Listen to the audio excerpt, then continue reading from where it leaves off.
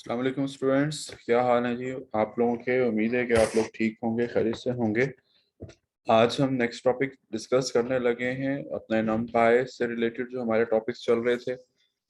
Structured data, structured data, नमपाई structured arrays.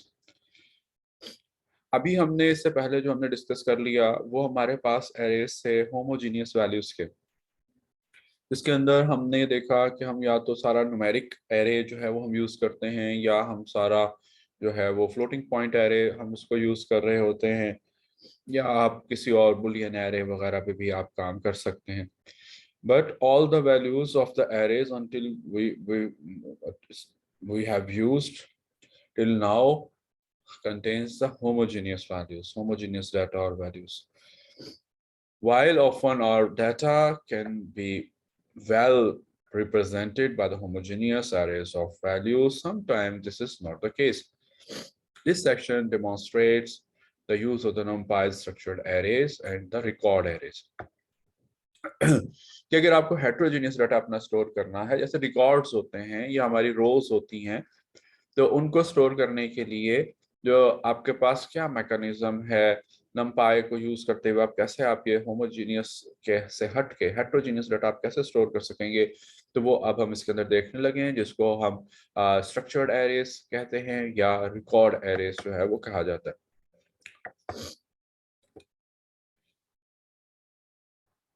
Okay और आगे वो यहाँ पे पांडास का भी रेफरेंस दे रहा है कि पांडास में डाटा फ्रेम बेसिकली इस पर्पस के लिए यूज किए जाते हैं जहाँ पे भी हेट्रोजीनियस डाटा या आपके पास कोई रोस या स्ट्रक्चर्ड फॉर्म में जहाँ पे भी हमारे पास डाटा आता है, तो वहां पर हम पांडास का डाटा फ्रेम जो है वो हम यूज कर रहे होते हैं। वो नेक्स्ट चैप्टर के अंदर हम डिस्कस करेंगे। Imagine that we have the several categories of the data on a number of people, say name, age and weights। हमने मुख्तलिफ लोगों की नेम, एज और वेट्स वगैरह जो है हमने स्टोर करने हैं। तो इसको स्टोर करने के लिए हम क्या करते हैं कि सपोज उसने 3 एरेज लेके यहाँ पे आपको बता रहा है, एक एरे ले लिया जिसके अंदर नेम स्टोर करा लिए, एक में एजेस आ गई, इन्हीं की एजेस आ गई और इन्हीं के वेट्स आ गए। मतलब एलिस का एक की एज 25 है, उसका वेट 55.0 है, और बॉब की एज 45 है, उसका वेट जो है वो 85.0 एंड सो ऑन। ये पैरेलल एरे उसने बना लिए, लेकिन पैरेलल एरे डेफिनेटली वो उनको हैंडल करना और उनको टैकल करना जरा मुश्किल है। कर सकते हैं ऑल्दो एक अल्टरनेट वे के तौर पे किया जा सकता है, लेकिन इजी नहीं है, ये मुश्किल हो जाएगा। यही बात वो यहाँ पर आपको बता रहा है। But this is a bit clumsy, there is nothing here that tells us that the three arrays are related। there is nothing, ये चीज बड़ी इंपॉर्टेंट है। अब ये तीनों एरेज जो है वो आपके पास इंडिपेंडेंट हैं, इंडिपेंडेंट है, इनमें कहीं पर भी आपस में कोई रिलेशनशिप नहीं बन रहा जिससे हमें ये पता लग सके कि ये जो जीरो इंडेक्स के ऊपर वैल्यूज जो है वो एक ही से रिलेटेड कर रही हैं, वन इंडेक्स के ऊपर जो वैल्यूज हैं वो एक और पर्सन से रिलेट कर रही हैं, and so on. This could be more natural if we could use a single structure to store all this data। तो अगर हम एक ही स्ट्रक्चर के अंदर इसको स्टोर करें तो ये ज्यादा हमारे पास बेहतर, ज्यादा नेचुरल होगा। अब वो कैसे करके आपको दिखा रहा है जी। जीरोस उसने फिल किए, एक नंपायर जीरोस ले लिया जी, और नंपायर जीरोस 4 उसने जीरोस फिल करा लिए इंटीजर टाइप के। डी टाइप जो है वो हम यूज करते हैं, अपना पैरामीटर नेम कह लें, और एक्स को उसने साइन करा दिया। अब हम यहाँ पर नेक्स्ट स्टेटमेंट के अंदर use a compound data type for the structured arrays. Compound data type आ रही है, और अब वो इसी को यूज करते हुए data equals to np dot zeros कि भाई 4 तो हमें चाहिए, वैल्यूज चाहिए, या 4 रोज कहने के हमें चाहिए। और डी टाइप डाटा टाइप आ रही है जी। अब यहाँ पर नेम्स कॉलम के क्या रखने हैं, जो कॉलम्स वहाँ पे हम यूज करेंगे, उनमें से एक का नाम जो है वो नेम होगा, एक का नाम एज होगा, और एक का नाम जो है वेट होगा। और उसका फॉर्मेट क्या होगा, उसका फॉर्मेट होगा जी, फर्स्ट है U10 और फिर I4 and F8। तो यहाँ पर आपके पास जो U10 है बेसिकली वो यूनिकोड को बता रहा है कि यूनिकोड कैरेक्टर्स आएंगे और 10 कैरेक्टर्स तक आ सकते हैं। और फिर I4 है, I4 का मतलब ये है कि इसके अंदर 4 बाइट का इंटीजर आएगा। और F8 का मतलब ये है कि फ्लोटिंग पॉइंट नंबर आएगा जो कि 8 बाइट्स का होगा। तो उसने यहाँ पर उनके फॉर्मेट्स भी डिफाइन कर दिए और नेम्स भी उसने उसको डिफाइन कर दिए। और जब उसको वो प्रिंट कर रहा है तो प्रिंटिंग में आपको कुछ इस तरह से मिल रहा है कि एक कॉलम है नेम, उसकी डाटा टाइप आ गई, फिर दूसरा कॉलम उसकी डाटा टाइप आ गई, और फिर तीसरा कॉलम आप कह लें उसकी डाटा टाइप आ गई। तो ये इस तरह से उसने एक स्ट्रक्चर्ड फॉर्मेट बना दिया, एक स्ट्रक्चर बना दिया। जैसा कि शायद आप लोगों के जहन में हो कि C++ के कोर्स के अंदर, अपने प्रोग्रामिंग फंडामेंटल के कोर्स के अंदर भी आपने ऐसा ही स्ट्रक्चर वगैरह जो है वो बनाया होगा, स्ट्रक्चर की डाटा टाइप यूज होती है। ओके, अब क्योंकि ये एम्प्टी था तो अब उसके अंदर वैल्यूज को स्टोर करने के लिए किस तरह से आप उसके अंदर वैल्यूज जो है वो आप स्टोर करेंगे, डालेंगे। तो क्योंकि आपके पास जो जो स्ट्रक्चर आपने बनाया उसका नाम आपने डाटा रखा था, ठीक है, ये डाटा के नाम से आपने बनाया था। उसके अंदर आपने 4 लोकेशंस रख ली थी और उसके बाद उनके नाम और फॉर्मेट आपने रखे थे। तो अब अगर आपने डाटा स्टोर करवाना है तो उसके लिए फिर आप लिखेंगे डाटा और आगे जो उसका इंडेक्स कह लें वो आप यहाँ पर दे देंगे, या कॉलम नेम कह लें वो आप यहाँ पे दे देंगे, और आगे उसकी वैल्यू दे देंगे कि भी क्या वैल्यू आनी है उसके अंदर, एंड सो ऑन। तो आप इसी तरह से एज और वेट वगैरह जो है आपसे बता देंगे। उसके बाद जब आप उसे प्रिंट करेंगे तो आपके पास जो है वो यहाँ पे कुछ इस फॉर्मेट के अंदर हमारे पास रिजल्ट जो है वो हमें मिल जाएंगे।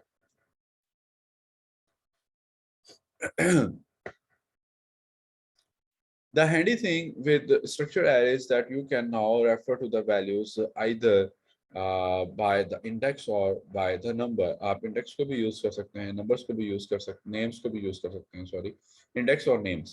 जैसे data और name, तो वो सब के सब names आपको return हो जाएंगे, जितने भी names में रखे थे एलिस, बॉब, कैथी, ये सब के सब names जो है वो return हो जाएंगे।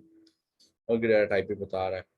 और अगर आप एक रो उठाना चाह रहे हैं तो आपने लिख दिया जी यहाँ पे डाटा और जीरो इंडेक्स जो है वो आपने दे दिया, तो अब वो एक पूरी रो उठा के देगा। आप जीरो इंडेक्स के ऊपर यानी पहली रो के अंदर जो है वो आपके पास एलिस है और उसकी एज है और उसका वेट है, उसने पूरा एक रो उठा के दे दी, एक रिकॉर्ड उठा के दे दिया।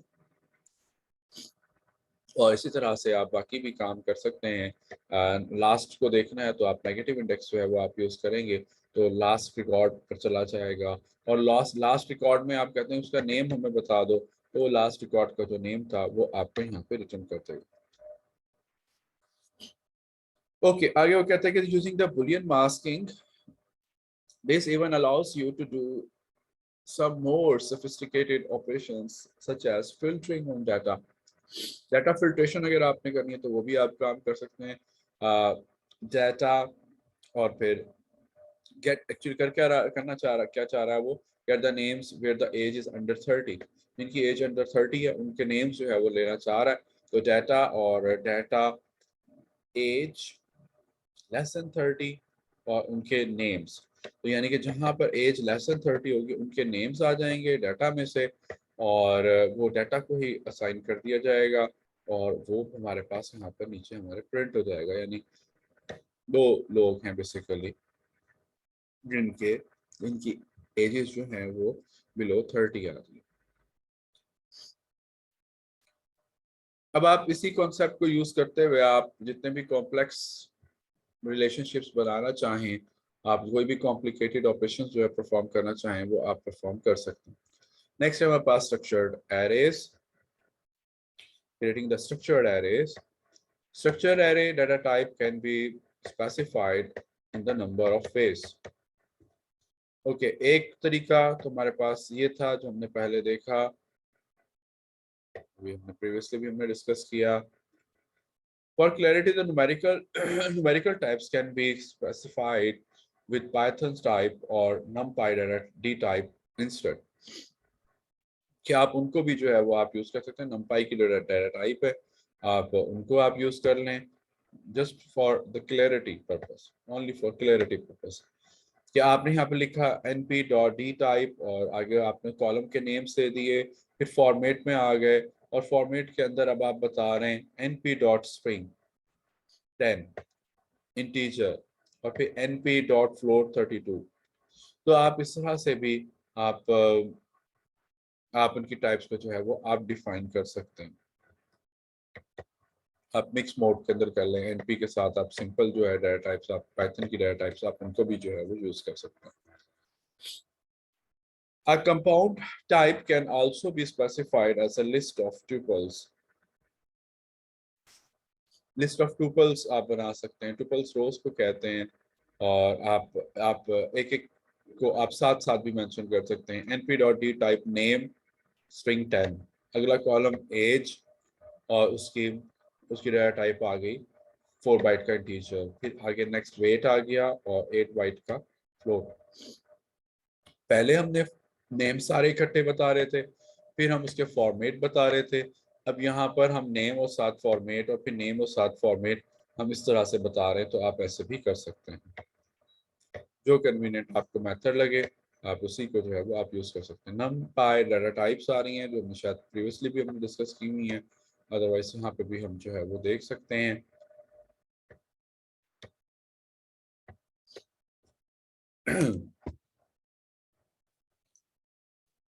More advance compound data types हैं, कंपाउंड टाइप्स आ रही हैं मोर एडवांस। इसके अंदर अगर हम चाहें तो मजीद कॉम्प्लेक्सिटी लेकर आ सकते हैं अपने डाटा के अंदर, और जो है वो हम किसी भी इंडेक्स के ऊपर फर्दर कोई जैसे एरे अगर आप बनाना चाह रहे हैं या कुछ भी करना चाह रहे हैं तो वो आप कर सकते हैं। जैसे यहाँ पे वो आपको करके दिखा रहा है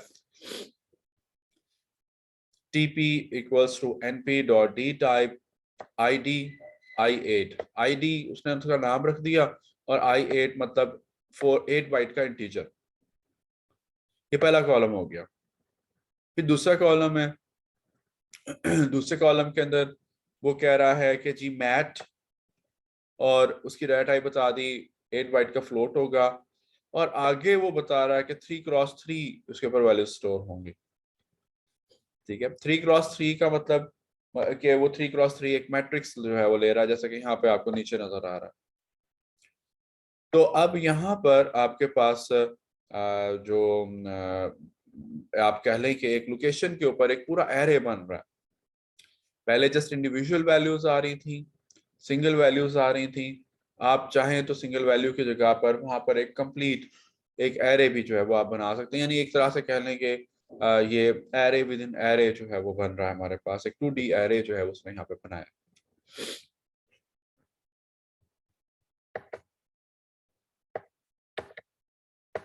ओके जी, इसको साथ ही साथ आप प्रैक्टिस करना चाहें तो आप अपने इसको प्रैक्टिस भी करें, साथ ही साथ इसकी इम्प्लीमेंटेशन भी करें। अपना कोलैब को ओपन कर लें या एनाकोंडा, जुपिटर नोटबुक, वहाँ पे भी जैसे भी आप करना चाहें आपसे कर सकते हैं।